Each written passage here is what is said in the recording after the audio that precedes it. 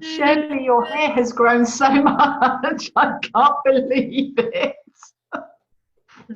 Hi, Michelle. Hello, Jenny. Oh, mute. Hello. You're on mute, Shirley. We can't hear you. Hi. Hello, Jenny. How are you? That's it. There, you're on mute. You're having a lovely conversation with yourself, Shirley. Have you cut it yourself, or have you managed to get an appointment? No, cut it myself 3 times now.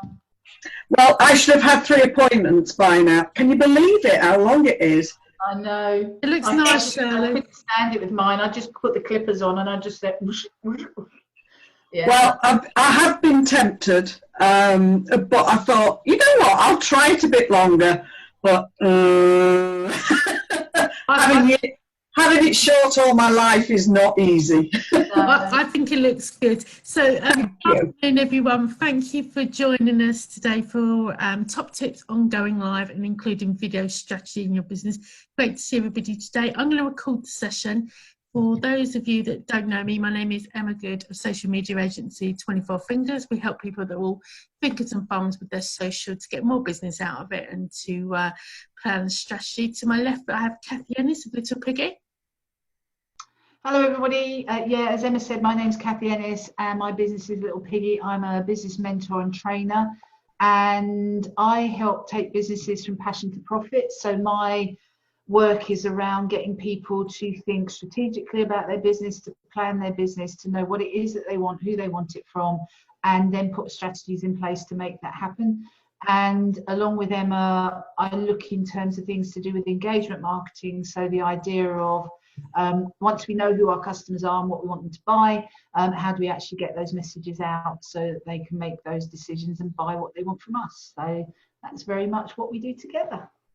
Thanks, Kathy. So just a little bit of housekeeping. I'm going to mute everybody, and then we've got time. If we've got time, we can open that up for questions. I'm going to share my screen. I'm going to send through the slides after in our 24 Piggies group. So do look out for an email this afternoon where you'll get a copy of the details to check the recording at your leisure. So without further ado, I'm going to share my screen and we're going to kick off. There we go. Somebody else wants to come in. That's it. Okay, so you each know us by now. And let me kick off. I think Kathy, actually, I'm going to pass the honour. I'm going to pass the baton. Oh, thank you very much.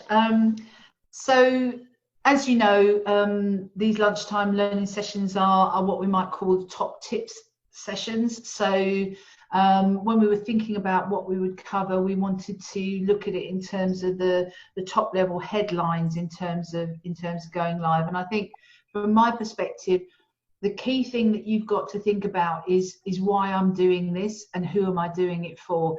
I don't think it's, in terms of marketing, it's not necessarily something that you just jump into willy-nilly. And I think you do need to differentiate between maybe the going live because you want to get something off your chest, through to the going live because you want people to know you, like you, trust you, and buy from you. So one of the things I would always get you to consider is thinking about who it is that you're going to be talking to in this environment. Now, I think over the past few months, a lot of people have become very much more confident in being in a situation like this. So perhaps talking on a Zoom call or doing these kind of things, because we've almost been forced into this structure.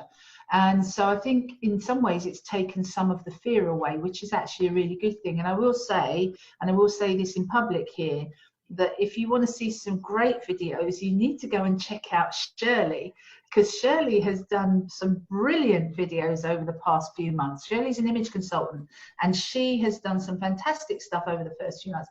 from a woman who said to me probably about a year ago, oh, I could never stand up and do anything this on a video. She's doing absolutely fantastically. And I think that what she's got, and one of the reasons why I think that she's a good example, is I think that she's sort of hit on this first one, which is about knowing the audience and knowing what problems that they've got and how she can help solve them. So this is the first thing we've got to do with anything. Now, if any of you have ever done any public speaking or presenting or training or anything like that, going live is nothing different to that, except that you're speaking usually into a camera rather than speaking to a group of people. There may be some technical things there, but you know, it's very much the case of who are the people that I want to speak to, and why is it that I want to speak to them? What is it that I do that can help solve the problem that they've got? And that's what we're going live to do. We're actually helping people understand who we are, what we do, and how we can help them. Is there anything you wanted to add into there, Emma? I think, just to echo your point, we need a purpose and we need a reason. So ahead of my sessions, and I try to go live most weeks, I'm thinking about, what does somebody need to know right now? How can I help somebody? This isn't an opportunity to thrust an offer or a discount on somebody.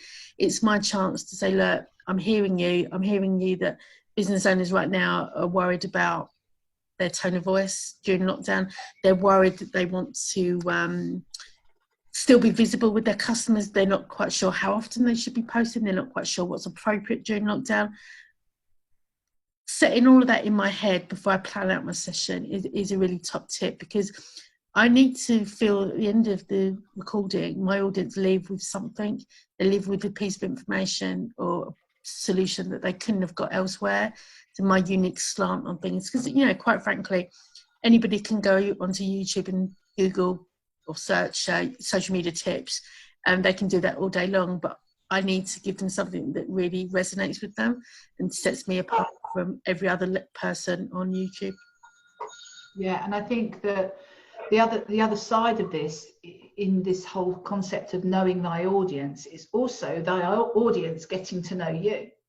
And what we're doing in our marketing is providing breadcrumbs to potential customers and to customers that we've got already, so that they get to know us more. And I think that the more we get in front of them as a live human being, the easier that becomes. Now, one of the reasons why face-to-face networking is so effective is that we make that relationship, we start building that relationship with people. We know now that we can actually effectively network online because we've been doing it for the last X number of months. But the same sort of things apply there, is that the audience get to know you more as a person, because you're a walking, talking human, rather than just say a photograph or a written post. And I think that one of the things I might say, because we put here top tips for going live, is that if you feel a little bit reticent about doing this in a live environment for the first time, you know, start slowly, and rather than necessarily going for it live straight away, why not start to experiment with some recorded video, because that way you'll get perhaps a little bit more comfortable in using a camera and things like those. But the key thing is that whatever you're doing, it needs to be part of your marketing strategy. It's not just, oh, I fancy going live today, what on earth can I talk about? It needs to be part of what it is that you do, why you're doing it, and who you're doing it for. So yeah, definitely knowing your audience is key. Okay. Thanks, Kathy. I'm just waving to little Theo, who's joined us on the call. Hiya, Theo. We can't see you yet. You're our youngest student, bless him. He's only 3. He's got lots of time to learn this stuff. So just as Kathy said, we need an objective. We need to look at what our audience needs right now. I'd like to add in think about what result you want from this video. So often people will get onto Facebook Live and they'll start talking, they'll get on a bit of a rant, and before you know it, a lot of time's passed. They'll say goodbye, they'll put the video up on Facebook. but the call to action isn't there. So they haven't left the customer with a driver to get in touch, to perhaps download their lead magnet, to sign up for their email address, to book on to a workshop, for example. So we really need to think about what our business objective is with this, because quite frankly, all of us have got a lot of things to be doing every day long. So we really need every asset to work hard for us. Kathy and I in our businesses, for every one asset we create, like a 500-word blog, we spin that between 10 and 15 times. We get 15 different uses out of one piece of content. So really think about what you're using this video for. What do you want the end goal to be? Do you want people to book a consultation with you? Do you want people to book a free discovery call? Do you want people to come and visit you in your physical location when you can? Think about what you want the end result to be. Yeah, and I'll throw in there in terms of the end result should not always be a sale. And that might sound a bit counterintuitive if you're in business and you want to get more customers, but people get so peed off with being sold to all of the time that really what you should be doing with this is, yes, you can be asking for sales within these situations at certain times, but please don't make it every single time. I usually do 2 to 1, so 2 useful bits of information where you then might have a call to action, which is download this free resource, or maybe book a call, or something like that. Two of those kinds of things, and then one of, would you like to buy a copy of this, or would you like to sign up for one of these paid for things? So it's not always a sale. Definitely. I'm going to share our call to action from this actually. I'd like the result to be from today's session. Kathy and I have got a workshop on Friday where we're going to be going through what equipment you need to go live, what equipment you need to start recording, what the practical tips are, how to plan your video content, how to structure your session. So my call to action, my personal call to action from this is basically pushing people onto our workshop, because genuinely we can only tell you so much in these 30-minute sessions. The 2-hour workshops are so interactive, and I know there's been a few people who have attended our full workshops on this call today, and I'm sure they would vouch for the amount of value and the amount of information you get out of our 2-hour sessions, because we're limited by time on these. We need to give you a flavour, but the Friday one's much more in depth, and you can leave with a strategy that you can implement straight away. Absolutely. So if we think about timing and planning, I've done over the past 30, probably plus years, I cannot count in the hundreds the number of training, presentation, public speaking kind of events that I've been involved in and engaged in. I've done thousands of them. And the one thing that I learned from that, and actually I do presentation skills and pitching training, is the fact that if you haven't planned out what you want to say based on who the audience is, what their problem is, and what you want them to do as a result of you being there in front of them, if you haven't planned all of that out, you might as well just sit there and have a bit of a ramble, to be quite honest.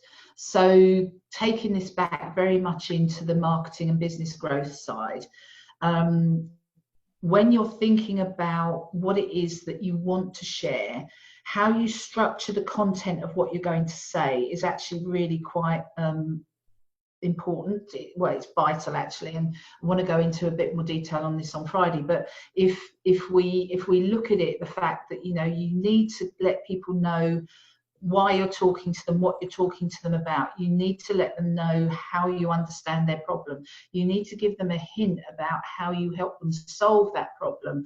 And then you need to tell them how they get a bit of you to actually make sure that that problem gets solved. So you do need a structure in terms of what it is that you're saying. So there's that side of it. Then the other side of it is thinking about, going back to your audience, when are they likely to be around? When are they likely to engage with what it is that you've got to say? This is particularly true of the live, okay? Slightly differently if you're posting a video, because in those certain circumstances, obviously you can say, I want it to go out on Tuesday at 3 o'clock. It's that kind of thing. But when you're going live, you need to make sure that you're going to have somebody there to listen to you. So again, coming back into the planning side of things, and I don't think enough people do this, is that if you're going to be doing a live on a particular topic, say on Thursday afternoon, what you need to do is you need to drop those breadcrumbs Monday, Tuesday, Wednesday, and actually an hour before you go live on the Thursday to say, I'm going live on Thursday at 3 o'clock to talk about this. Will I see you there? It's exactly the same as, you know, if a new TV program is coming on, the TV channels give you little snippets going forwards to say, don't forget to be in ITV at 7 o'clock tonight when we've got such and such. So rather than just putting all of this work into something and think, oh, you know, I've girded my loins, so I'm going to do it now, because your people might not be there, or they might be doing something completely different. So you do need to think about all of these things. So it's the structure of what it is that you've got to say, how you've got to say it, plus when are you going to say it to the best effect. So everything hinges on who it is you're saying it to and when they're likely to be available for you. And I say this is particularly true when it's a live session. That's great advice, Kathy. And I'd echo on timing. Stick to your timing. If you're going to go live for 5, 10, 15 minutes, stick to it. There is a great functionality on Facebook where you can see how many people are tuning in to watching you, and people's saturation points, especially right now, people can't sit and watch us for hours as much as we would like to. So do keep it short and succinct if you can, but you'll be able to see people join you and leave off. And if you feel that people are dropping off, perhaps time to go for a second session where you can elaborate on your points rather than keeping people on all day long, because at the moment they just won't. Currently that nobody's got the attention span, and we're finding kind of 3-4 o'clock, and I know for me, if I've had a lot of Zoom calls that day, I haven't got the brain space to be online all day long. So do keep it within ideally kind of 10-15 minutes. You can always do longer videos on YouTube, which is a platform that people really happy to stay on for longer and longer, but certainly Facebook Live I'd keep it shorter, but do them more often. Yeah, and I would echo that 100%. So on a live, I'd probably I'd definitely keep it under 15 minutes, if possible under 10. So, you know, keeping it short and sweet. And remember, you know, once it's live, obviously then it is a resource within Facebook or Instagram or wherever it is, you know, you decide to do what you're doing. If you want to, you know that you can actually then download that video that you've created and actually upload it into your YouTube channel so that you can use it in other places at other times too. So, you know, think of this as a resource that you can use time and time again. It doesn't have to be, I've gone live, only 3 people watched. If you have some really great content in there, you can actually promote the fact that this is in your this is hosted on your Facebook page. If people want to go back and have a look at it, come and have a look. Or you can actually put a copy up onto YouTube, which means that you could link to it from your website and various other things as well. So this whole business that Emma and I are hot on about getting more bang for your buck is very much part of this as well. On Friday, Kathy and I are also going to be talking about how to create podcasts from videos and how to subtitle your videos as well. Again, to get more bang for your buck and repurpose all of that lovely video content that you've got, because you've got one asset there, but actually you can reskin that into many different things. Yeah, we hate to show you a list. We showed our list of things that you could do to a group of business people the other day, and I think they almost all went off Zoom screaming their heads off because we said, take this thing and now this is what you could do with it. And it's like, oh, mind blowing. But, you know, we're not believers in creating one thing and using it once. Create one thing and use it many, many times, because you'll find your life as a marketeer, because we're business owners, but we're marketeers, we're accountants, we're HR, we're everything. You know, we need to be maximising our time as much as possible and creating content strategically and effectively. Yeah, Okay, so as I say, you know, the top tips is know your audience, know what it is that you're going to say to them, what problems they've got, what you solve for them. Make sure that you plan it out as part of, it's not just a random thing, it's part of what you do, it's part of the messaging that you're doing, it's part of, it actually enhances some of the other things that you're doing. And then the final thing there is about knowing what you've got to say, the time frame within which you want to say it, and making sure that your audience is there to listen to you when you are ready to say it. So those are like the 3 top tips. Brilliant. Thank you, Kathy. So obviously we've only got half an hour, not a lot of time at all to cover the big topic of this video. By the end of this year, 80% of all social media content will be video based. So if you don't have a video strategy in your business now, I would seriously recommend thinking about it and working with Kathy and I, either on the workshop this Friday or on a one-to-one level. Kathy and I both offer individual and joint working. So if there's something that you are scratching your head about or thinking, actually, do you know what, I've spent loads of time trying to research this, trying to put it in my business, and I need to be getting on with my business, not doing this, do speak to Kathy and I. We're on every social media channel, and you can add us on LinkedIn, and we can have a private discussion about how we might be able to help. I'm going to stop sharing now. I'm going to email everybody the slides and details of how to watch the video. I'm going to stop sharing. We've got a few minutes for questions. If anybody would like to kick off, please do feel free to pop your question in chat, and Kathy and I are happy to answer. What about if people, do you want to take everyone off mute? Yeah. If they want to ask questions, sometimes it's nice to ask. Yeah.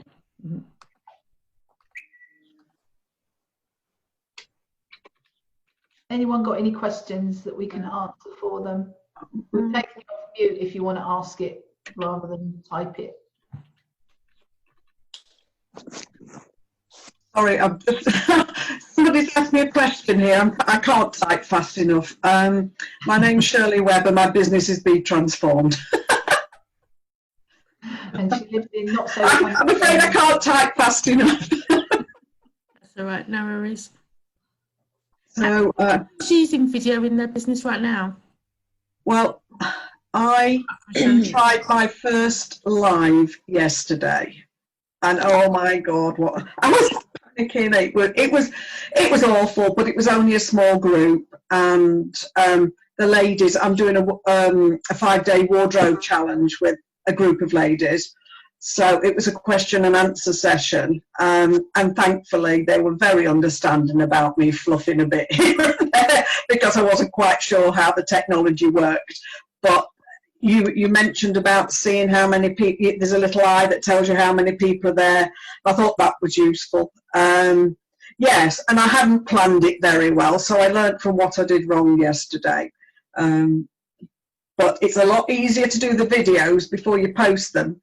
Yeah. Because you can rectify the mistakes. So yes, the difference between recorded music and live delivery. Sometimes it's a little bit different. Yes. Did Amy want to? Amy's got her hand up. Amy, did you have a question? Yes, I have a question. Hi, so Amy. I don't know. I think Emma must have seen. I've posted a few food recipes, like very easy food videos. Do you think I'll benefit by doing a live rather than, like, right now we just record and then I obviously edit all my stammering and all the mistakes and everything. But do you think it might help, it will get people more involved if I try to do a live cookery lesson, like a live video with the food? The benefit of going live is that your network are notified that you're online, and Amy, you're really well known, you've got a big network. So personally for me, I would suggest going live. And the thing about bloopers and mistakes, for anybody that's seen me on live, I literally just say it like it is, and I always stutter. You've never made a mistake. You are so good. You are so good. Spotted them. Trust me, I have. And I think that's part of authentic content. And you're so natural, Amy. And I think you know, you're really engaging, and there's nothing better than feeling like you're cooking along with somebody. And if you did a campaign where you said, you know, this Friday night, everyone loves to take away on a Friday night, well, today I'm going to do how to recreate a takeaway at home that people could do. And if you gave an ingredients list ahead of time, I think that would be a wonderful cook along. Yeah. Okay. I'm thinking other things that you could do as well could be maybe like talking heads interviews with chefs, if you can access those, or even people that supply produce. Yeah. You could do a recipe Q&A. So if you did a recorded video of you cooking something, and then say that week you also went online to Q&A to find out, you know, people could ask you, oh, I did what you did, but it didn't turn out quite so well, how might I do? So, you know, you could mix it up, so it doesn't have to actually be you cooking, it could be you giving cooking advice. Yeah, nice. Okay, that's great. Yeah, that is a good one. Thank you. Pleasure. Take care. Looking forward to seeing you in person. Yes, me too. Any more for any more? Phil, I know video is something that you want to introduce, isn't it? Yes, it is. Yeah, I did the interview with Emma on last week. I think it was Thursday afternoon, wasn't it? I did the 24 questions that Emma does. It was great to do it. It's my first experience of live, but Emma did all the kind of technical side behind it. But I was answering the questions. It was quite a lot to think about anyway, because but I did prepare the questions before. So I think that was quite helpful, because I would have struggled without having prepared for that interview. So yeah, it was a good experience, good practice, and something I would integrate more in my business. Brilliant. Where's Theo gone? Oh, I don't know. It's very quiet, so I should be suspicious. But I think the whole interview thing is actually quite a nice way to ease yourself into it, because Yes. if you get somebody that you know has knowledge about a certain topic, and you do your sort of homework beforehand in terms of, as Phil said, providing them with the questions that you're going to ask so that they know they can prep their answers. It also then gives you the kudos of that connection with people who know stuff about stuff. So it's good for both sides of the people actually taking part in something like that. And I suppose it's a little bit less daunting than being there on your own first of all. So that's actually quite a nice way of approaching it. I thought so. I highly recommend it. Yeah. Actually, on that, if anybody wants to do my 24 questions and hasn't, please shout, because I'm always looking for guests. I try and do one a week, and it'd be great to see you on there. Yeah, definitely. Test out video with me.